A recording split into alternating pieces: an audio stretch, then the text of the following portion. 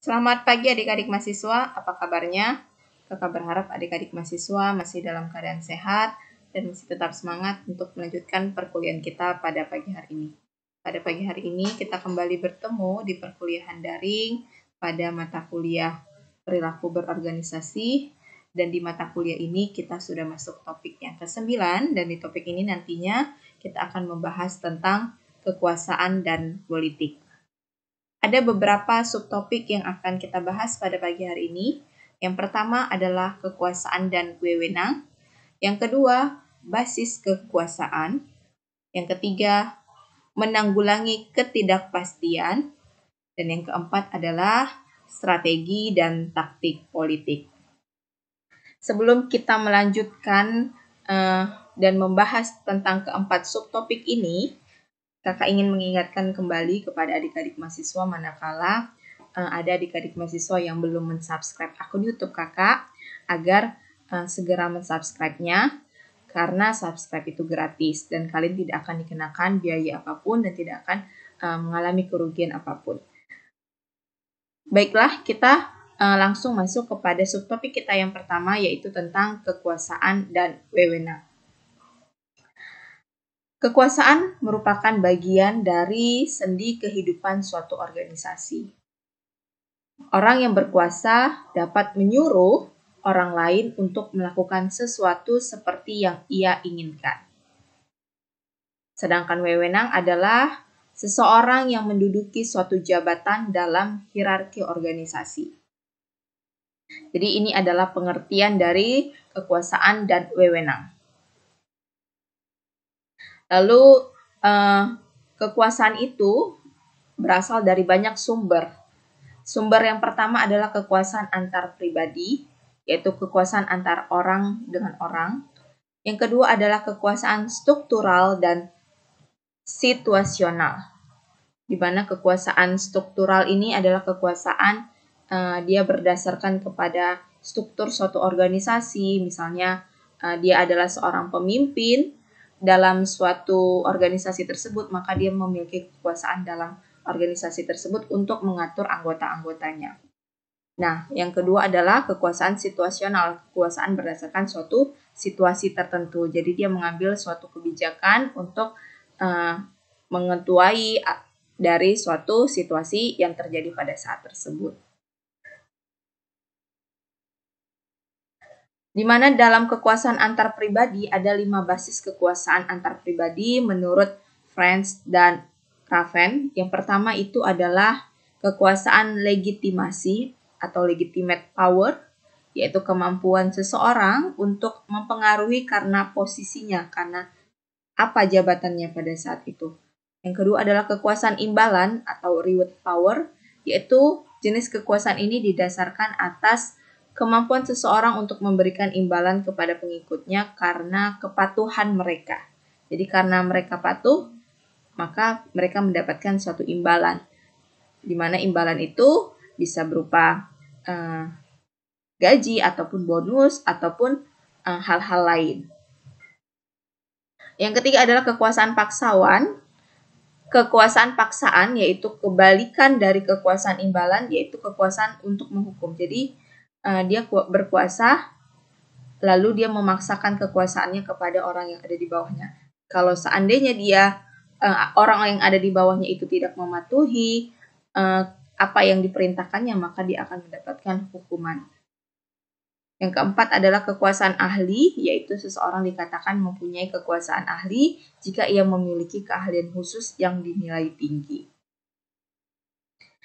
Dan yang kelima adalah kekuasaan referent atau referent power, yaitu seseorang yang memiliki karisma dalam berkuasa yang dilihat dari kepribadiannya. Jadi terkadang orang-orang yang berkuasa ataupun mungkin orang-orang yang dia tidak memiliki kekuasaan di dalam suatu organisasi atau suatu jabatan tertentu, tapi dia memiliki karisma sebagai seseorang yang pemimpin, maka dia juga bisa menjadikan sebagai dirinya sebagai kekuasaan antar pribadi, yaitu antar dirinya dengan orang lain karena adanya karisma tersebut. Lalu yang kedua adalah kekuasaan struktural dan situasional, di mana kekuasaan ini terdiri dari sumber daya, yaitu di mana kekuasaan ini berasal dari penggunaan sumber daya, informasi, dan dukungan. Lalu yang kedua berasal dari kemampuan memperoleh kerjasama untuk melakukan pekerjaan yang perlu. Yang kedua adalah kekuasaan pengambilan keputusan, di mana kadar sejauh mana orang-orang atau subunit, misalnya sebuah departemen atau sebuah kelompok proyek khusus dapat mempengaruhi pengambilan keputusan dan juga dapat menentukan kadar kekuasaan yang dibutuhkan. Yang ketiga adalah kekuasaan informal, yaitu memiliki akses atas informasi yang relevan dan penting adalah kekuasaan. Jadi kekuasaan struktural ini kan tadi saya bilang bahwa kekuasaan ini dia berdasarkan suatu struktur, misalnya struktur dalam suatu organisasi. Dia adalah seorang pemimpin atau seorang manajer, maka dia memiliki kekuasaan di dalam orang-orang yang berada di bawahnya atau orang-orang yang berada dalam satu unitnya. Jadi, sedangkan kekuasaan situasional itu berdasarkan kepada suatu situasi tertentu. Misalnya situasi yang informal, biasanya sesuatu yang informal yang dia tidak bersifat formal, misalnya dia dalam suatu rapat keluarga, jadi dia bisa memiliki suatu kekuasaan karena suatu situasi, misalnya ada suatu hal yang perlu untuk dibahas dan perlu untuk diambil suatu keputusan terhadap suatu masalah, misalnya masalah keluarga, maka itu kan bersifat secara informal. Nah, jadi dalam hal itu dia bisa mendapatkan suatu kekuasaan dalam suatu situasi. Misalnya dia adalah sebagai orang yang memiliki pengalaman, jadi dia bisa mendapatkan suatu kekuasaan situasional untuk memberikan pendapat dalam situasi yang sedang terjadi. Jadi itu adalah bentuk dari kekuasaan secara struktural dan situasional. Lalu bagaimana sih menanggulangi ketidakpastian? Jadi ada 3 jenis kegiatan untuk menanggulangi ketidakpastian. Yang pertama adalah penanggulangan dengan pencegahan. Jadi untuk menanggulangi ketidakpastian kita harus mencegahnya. Jadi dalam hal pencegahan ini berarti kita membuat suatu rencana bahwa nantinya ke depannya ketika kita melakukan suatu kegiatan, suatu organisasi, maka ada hal-hal yang tidak pasti yang akan kita temui. Maka untuk menanggulanginya kita harus punya plan B, yaitu pencegahan terhadap ketidakpastian tersebut. Lalu yang kedua adalah penanggulangan dengan informasi. Contohnya adalah penggunaan perakiraan atau forecasting. Jadi karena adanya ketidakpastian tersebut, maka kita harus mencari informasi-informasi yang lebih relevan sehingga kita dapat membuat suatu perkiraan atau forecasting sehingga ketidakpastian tersebut bisa menjadi lebih minim dampaknya ataupun bisa kita tidak berdampak terhadap ketidakpastian tersebut. Lalu yang ketiga adalah penanggulangannya dengan penyerapan, yaitu cara penanggulangan ini dengan melibatkan upaya penanggulangan ketidakpastian yang mempengaruhi subunit yang bersangkutan.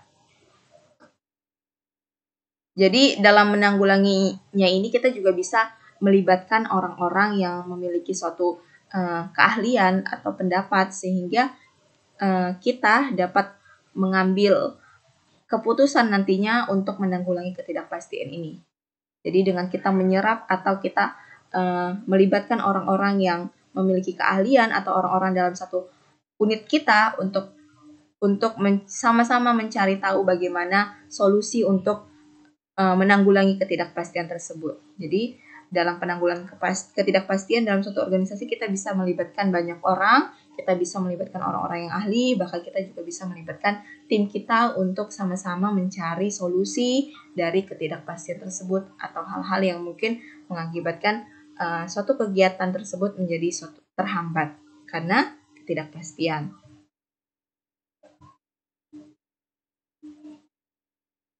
Lalu menurut Hickson dan kawan-kawan, keterpusatan itu adalah semakin tinggi keterbatasan harus pekerjaan suatu subunit, semakin besar pula kekuasaan dalam suatu organisasi. Jadi kalau semakin tinggi keterbatasannya, maka akan semakin besar kekuasaan. Lalu yang kedua, semakin tinggi sifat mendesak arus kerja suatu subunit, maka akan semakin besar kekuasaannya dalam